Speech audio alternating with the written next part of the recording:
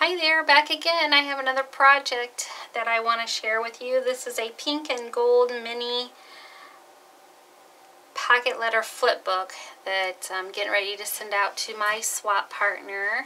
I have an envelope filled with a bunch of different goodies for her, so I'm going to send that off.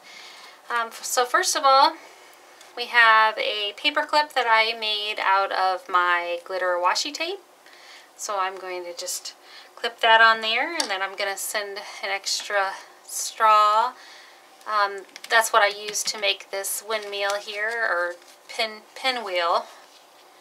I just cut it and made my pinwheel, and then just have a little button there, and then it has some double-sided tape on the back of it, so it'll stick to the pocket letter here. Some washi tape on the end, and then this was gifted to me, really cute gold tassels, so thought it would be perfect for this pocket letter here. So then, as you can see, I just have a different little Project Life cards, some just pink and gold paper, some cutout hearts, banners out of vellum, some glitter stuff, a paper clip, some wood flower, wood words here.